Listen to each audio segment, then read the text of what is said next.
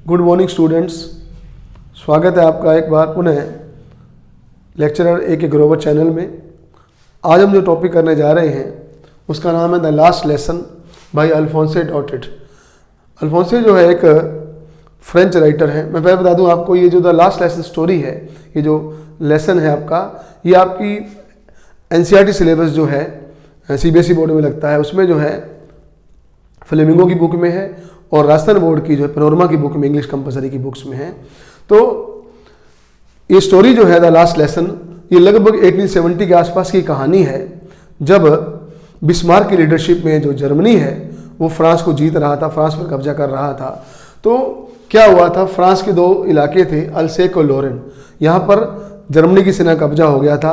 प्रशिया कहे जर्मनी कहे एक ही बात है, क्योंकि जो बिस्मार्क था वो प्रशिया का लीडर था। तो यहाँ पर जो है कहानी जो अल्सेक की है, अल्सेक के अंदर एक स्कूल है, स्कूल में एक टीचर है एम हैमल, जो फ्रेंच भाषा पढ़ा रहे हैं वहाँ पर लगभग 40 साल से। अपनी सिस्टर के साथ रह रहे हैं वहाँ पर। वो नीचे उस क्लासरूम है, ऊपर उनका जो रेजिडेंस है, उस कमरे के ऊपर ही बाहर गार्डन है। फिर वहाँ पर बहुत सारे स्टूडेंट्स आते हैं, उनमें एक स्टूडेंट फ्रेंच है, a student who tells us the story. ये सारी कहानी फ्रेंच की जुबानी है, फ्रेंच ने अपने को सारी बात बताई है। ये क्या बता रहा है वो फ्रेंच कि मॉर्निंग में जो है वो स्कूल जाने के लिए लेट हो गया, घर से लेट निकला। वो कहता है स्कोल्डिंग, उसको डर था टीचर की, क्यों जो टीचर एम हैमल उसको डांटे नहीं, क्योंकि एम हैमल बहुत कड़क टीचर थे। पार्टिसिपल्स, एम हैमल ने एक दिन पहले उनको टॉपिक पढ़ाया था, पार्टिसिपल्स ग्रामर का टॉपिक है, और कहा था कि मैं नेक्स्ट डे आपसे क्वेश्चन पूछूंगा।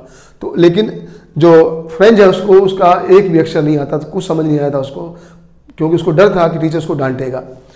कहता आउट ऑफ डोर्स, उसका मन किया कि मैं समय जो है उस दिन जो घर के बाहर रहूं, कहीं जाऊं नहीं, मैं स्कूल नहीं जाऊं।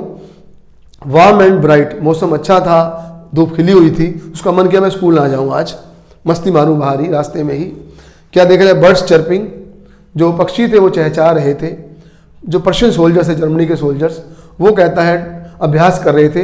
रास्ते में 12 मील थी, एक 100 मील, और पीछे खुला मैदान था, वहाँ पर जो पर्शियन सोल्जर्स ड्रिलिंग अभ्यास कर रहे थे। टेम्पटिंग देन पार्टिसिपल्स, कोई सारे जो सीन थे वो उसको पार्टिसिपल से ज़्यादा अच्छे लगे। टेम्पटिंग, ज़्यादा अच्छे लगना, ललायित करना, आकर्षक लगना। तो उसका मन किया मैं ना जाऊँ। तो कहता है उसने स्ट्रेंथ टू रेजिस्ट, लेकिन कहता है मैंने ताकत बटोरी अपनी रेजिस्ट में, प्रतिरोध करने की, कि जिसके मन में जो भावना आई थी कि मैं स्कूल ना जाऊँ, उसने उसकी फीलिंग पे कंट्रोल किया और कहता वेंट टू स्कूल, और स्कूल की ओर में चल पड़ा। फिर कहता है थोड़ी दूर आगे गया, रास्ते में एक टाउन हॉल आता था।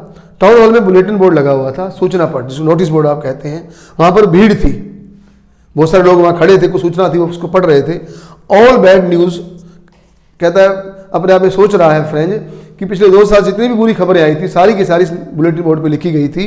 लोस्ट बैटल्स, क्या खबरें थी, युद्ध हार जाने की खबरें, ड्राफ्ट सेना की भर्ती की खबरें, orders of the commanding officer, जो सेनापति के आदेश थे, वो सारी न्यूज़ वहीं लिखी जाती थी। और कहता है वहाँ पर जो वेचर नाम का एक ब्लैक स्मिथ, लोहार, खड़ा था अपने अप्रेंटिस चेले के शागिर्द के साथ। वो कहता है मैं वहाँ रुका नहीं, आगे जाने लगा। तो उसने पीछे से आवाज़ लगाई, कहता है वेचर ने मेरे को, कहता है प्लेंटी ऑफ टाइम, तुम्हें स्कूल जाने के लिए पर्याप्त समय मिलेगा। तो कहता मैंने सोचा कि जो वेचर मेरा ही was making fun of me, मेरा मजाक उड़ा रहा था, क्योंकि मैं स्कूल लेट जा रहा था इसलिए।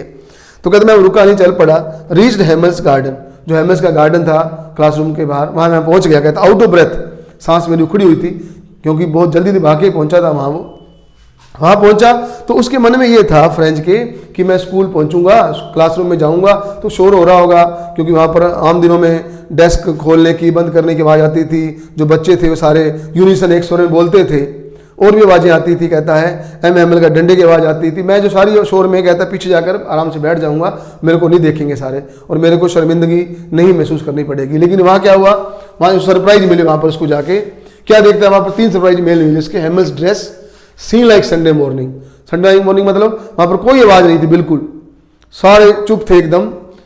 तो कहता है कि उसने भी कहा, एम हैमल ने भी, कि आओ फ्रेंच, हम आपके बिना स्टार्ट करने जा रहे थे, शुरू करने जा रहे थे। तो कहता है मैं पीछे जाके बैठ गया। कहते मेरे को बहुत शर्म आई कि सारों ने मेरे को देखा, क्योंकि कोई शोर तो था नहीं। फिर कहते हैं हैमल्स ड्रेस, हैमल की जो ड्रेस थी, कहता है ग्रीन शर्ट थी, कहता है, और उसका जो ग्रीन कोट था, और शर्ट थी सारी, कहता उसकी फ्रिल झालरदार शर्ट थी उसकी, और सिल्क की उसकी कैप थी, सारे के सारे कहता एम्ब्रॉयडर्ड, सारे की कढ़ाई की हुई थी, ऐसे कपड़े उसने पहने हुए थे उस दिन। कहता ऐसी ड्रेस जो है, ग्रीन कोट पहनना, ब्लैक कैप पहनना या फ्रिल शर्ट पहनना, सारे कहता है ऐसे कपड़े कब पहनता था वो, जब कोई इंस्पेक्शन वाला डे होता था, खास दिन होता था। लेकिन आज कहता है, या कोई प्राइज डे होता था इनाम मिलने वाला, लेकिन आज उसने पहनी हुई थी। और back benches occupied by old villagers, गांव के जो बूढ़े विलेजर्स थे जो कभी नहीं आए थे पढ़ने, वो भी बैक बेंचेज, ऑक्यूपाइड में धारण करना, ग्रहण करना, वो बैक बेंचेज पर बैठे थे। क्लासरूम में पीछे बेंचेज थे, वहाँ पर बैठे थे वो। ओल्ड होसर आया हुआ था, कहता फॉर्मर मेयर, भूतपूर्व चेयरमैन था गांव का, फॉर्मर पोस्ट मास्टर था, और भी बूढ़े लोग थे। होसर तो कहता अपनी बुक भी लेकर आया था, प्राइमर बुक थी जो पेज उसके खोल रहा था। सारे वो लोग वहाँ बैठे थे, उसको बड़ी हैरानी हुई भी ऐसा क्यों है ये। तो कहता है एम हैमल जो है क्या हुआ, माउंट रीड अपनी कुर्सी पे चढ़ गए और उन्होंने बोलना शुरू किया कि today this is my last lesson, आज मेरा अंतिम लेसन है ये। ऑर्डर फ्रॉम बर्लिन, क्या बोले, an order from Berlin has come, क्या, that in the schools of Alsace and Lorraine only German language will be taught, new German teacher comes tomorrow, कि Alsace लोरेन के स्कूलों में केवल जर्मन भाषा पढ़ाई जाएगी, नया टीचर जर्मन भाषा कल आ जाएगा, इसी मेरा ये लास्ट लेसन है। तो ये सुनकर कहता है फ्रेंच का थंडर क्लैप, दीज वर्ड्स, कहता है ये वर्ड मेरे को ऐसे लगे, बड़े हैरानी वाले लगे। थंडर क्लैप एक तरह से गर्जना होती है अंदर, same news on bulletin board, वो फील करता है, महसूस करता है कि यही न्यूज़ थी जो वेचर वहाँ पर पढ़ रहा था या बाकी लोग पढ़ रहे थे, कि जो है ऑर्डर आ गया बर्लिन से कि यहाँ पर केवल जो है फ्रेंच भाषा नहीं, केवल जर्मन भाषा पढ़ाई जाएगी, फ्रेंच भाषा नहीं पढ़ाई जाएगी अल्सेक लोरेन के स्कूलों में। तो कहता है फ्रेंच फील्स सॉरी, उसको बड़ा दुख महसूस होता है। 6 बर्ड्स एग्स, अब अपने आप फील करता है कि मैंने अपना टाइम किस में वेस्ट कर दिया, पक्षियों के अंडे ढूंढने में, 6 ढूंढना, स्लाइडिंग ऑन सार, सार रिवर का नाम है, सार पे स्लाइडिंग करने में, books nuisance heavy to carry, कहता है जो क्या लगता था कि मेरी किताबें मुझे न्यूसेंस क्लेश लगती थी, हैवी टू कैरी उठाने में मुझे भारी लगती थी, लेकिन अब क्या हुआ, कहता नाउ अब मुझे क्या लगा, ग्रामर की बुक है मेरी, हिस्ट्री ऑफ सेंट्स, जो संतों की हिस्ट्री है मेरी किताब है, जो मुझे ओल्ड फ्रेंड्स, ऐसा लग रहा है मेरी पुरानी दोस्त है ये। और forget all about Hummels ruler and his behaviour, और जो हैमल का रूलर डंडा था, उसका जो स्ट्रेंज बिहेवियर था, करें की बिहेवियर, उसके बारे में सब भूल गया वो। अब उसको अच्छा लगने लगा वो सारा कुछ, उसका एटीट्यूड चेंज हो गया स्कूल के प्रति, हैमल के प्रति। फाइन संडे क्लॉथ, अब उसको समझ आई कि एम हैमल ने सुंदर कपड़े क्यों पहने हुए थे, जो ग्रीन कोट था, फ्रिल शर्ट थी, या सिल्की जो उसकी कैप थी। तो fine Sunday cloth in honour of last lesson, उसने अंतिम लेसन के सम्मान में कपड़े पहने थे। ओल्ड विलेजर्स क्यों बैठे थे, ये उसको समझ आई। अब फील सॉरी, वो सॉरी फील कर रहे थे यहाँ आकर कि वो फ्रेंच भाषा नहीं सीख पाए। And their way of thanking हैमल, और उनका ये तरीका था कि अपने जो मास्टर हैमल को वो धन्यवाद देने आए थे कि उसने वहाँ 40 साल सेवा की थी फ्रेंच भाषा पढ़ाने की। And showing the respect for country, और इस तरीके से वो अपने देश के लिए, फ्रांस के लिए वो रिस्पेक्ट दर्शाना चाहते थे जो देश अब उनका नहीं रहा था। तो कहता है हैमल स्टार्ट स्पीकिंग, अब हैमल बोलना शुरू करते हैं।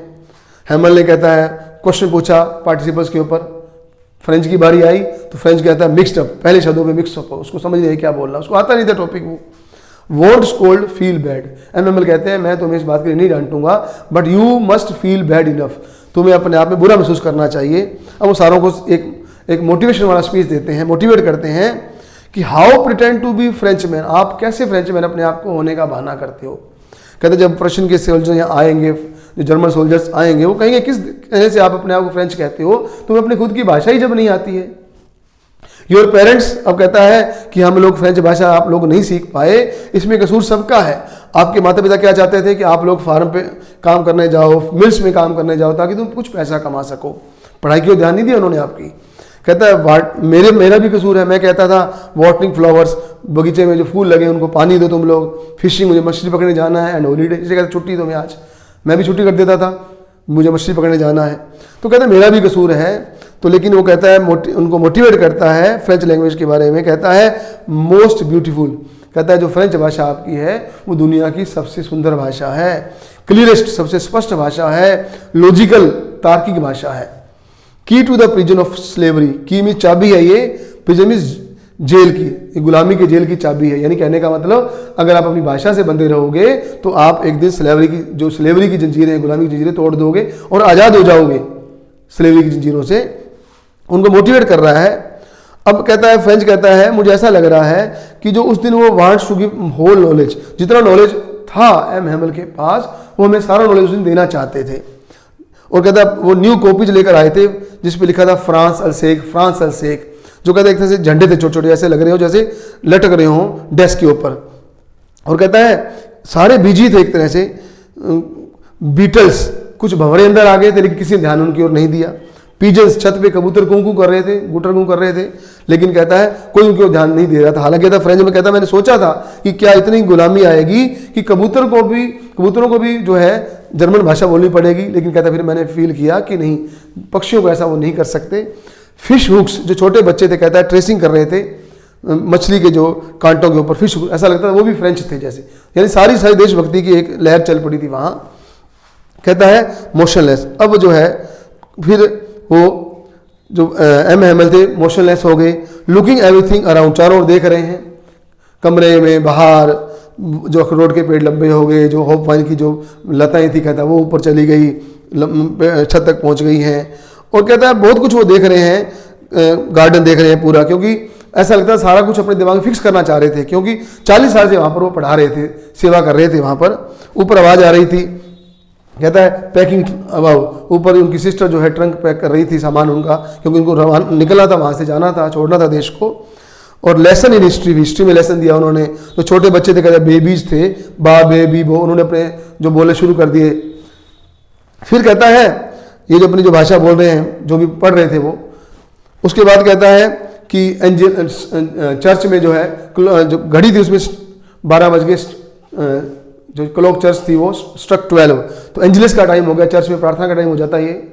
और कहता है उसके बाद फिर जो है जो पर्शियन सोल्जर्स थे उनकी आवाज़ आने लगी, वो ड्रिलिंग से लौट रहे थे, उनके नगाड़े बजे थे, ट्रम्पटिंग हो रही थी। और फिर कहता है कि उसने बोर्ड पे लिखा बड़े अक्षरों में वाइव ला फ्रांस, फ्रांस जिंदाबाद। फिर कहता है वो कुछ बोलना चाहते थे लेकिन आई ऐसे बोले, लेकिन उनका गला उनका रुक गया, पता नहीं कोई चीज़ को रोक रही थी। तो कहता है फिर उन्होंने इशारे से हमें कहा school is dismissed, school dismiss किया जाता है, यू मे गो, जेस्चर, इशारा किया सिर्फ अपने हाथ से कि आप लोग जा सकते हैं।